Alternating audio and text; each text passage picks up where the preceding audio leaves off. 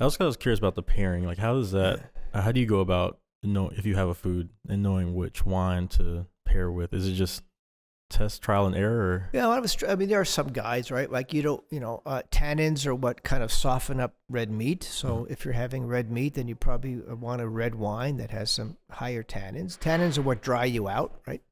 But if you're having fish or something hot, you probably want to have like a sparkling or white so it's really about balance, right? So if you had a white wine with the steak would overwhelm the wine. If you had a red wine with the fish, the wine would overwhelm the food. So it's really about balancing. Okay. And believe it or not, it's a good question. The thing that drives me absolutely fucking drives me crazy, right? You could cuss. It's okay. okay. The thing that drives me fucking crazy is I'll go to the best restaurants because of my Wall Street job in New York or London, whatever, and then they give you the wine list and they expect you to order the wine before people order food. This makes no sense to me. Okay. Okay. So what we do, I order a bottle of sparkling for the table right away. So, it doesn't have to be champagne. It could be like, Prosecco or Cabernet. You're drinking something, you're chatting, the pressure's off, then you're thumbing through the menu. And then once everybody orders their food, then you have to order the wine. Okay. You always have to order the wine after the food. And since people, they're going to look at the menu, they're going to chat for a while, you have the sparkling right away. That kind of like puts everybody on a different timeline. Wonderful. Always do that. So I saw, you should start... But if you're gonna go like have a red and a white within a dinner, you should go white first. Yeah. So basically, with the appetizer course, generally white's a good bet. People are having salads or something white, right? And then with the main, it's usually meat or something heavy, which is the red course. Okay. So sparkling and then a white and then a red. Sparkling white, you're just kind of chilling out, right? Mm-hmm. No one looks at the menu right away. You're talking to your friends for the first 5 or 10 minutes, right? And some of us, like me, who don't want to drink a lot, you're like, come on, order some food, right? So get the sparkling to the table as soon as possible. Okay, gotcha. It does help a lot. And then you finish with a dessert wine usually? It depends. Okay. If I'm with my friends, yes. If I'm with my wife's friends, they're like looking at their watch ready to go. Oh, okay. So it just depends who you're with, right? I love dessert wine, but I think this is the mistake when a lot of people order dessert wine is they order dessert that's sweet. So having triple molten chocolate fucking cake, whatever, right?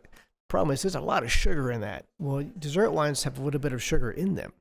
So the proper pairing, if you go to Europe, right, they always have cheese and dried fruit. That's their dessert course because you get the sweetness from the wine, not the dessert. Okay. If you're having sugar at dessert, then you don't need a dessert wine. It doesn't make any sense. You're in a sugar coma. Okay. That's the thing. And, it's healthier. I mean, fruit and dried cheese is fantastic with dessert wine. Nothing better. Is there anything that's like, there's any food that you've had that you know for sure, like never have a wine with it that you've ever had that you're like, there's just no wine that goes with this? Well, I have wine with cereal, so that's not okay, right? Yeah, like a breakfast, something like that. Yeah, I didn't even think about that. Yeah, that's true. Yeah, but I've had wine with almost every meal my entire life. I started drinking wine when I was 7 at the table. That was normal, right? And by the time that I was, when you become, like 16, 17, you're starting to drink a lot. My friends are like, hey, let's get some wine. I'm like, it was like having milk, right? So, you're so conditioned to eat when you drink that you don't think about getting drunk with wine. You get drunk with other stuff. So I don't get it. I've been drinking. This doesn't make any sense to me. So wine is always a critical part of every meal. And the benefit of that wine at the mealtime, it kind of prolongs the meal. You're talking stories you probably told 5 times before, but you don't care. But you're kind of like having those personal friendship moments. That's the true value of wine. It slows everything down. Yeah, I was gonna say it seems like it's probably a different sort of vibe when it comes to Europeans enjoying wine versus like Americans, or like we don't really. It's kind of taboo to order a bottle of wine or just like order a drink at a lot of times, which it seems like it's more common in Europe just to, as soon as you sit down, order a bottle. If you go to Europe and you look at lunch and dinner, everyone has wine on their table. I was in San Francisco, which is close to Napa, right?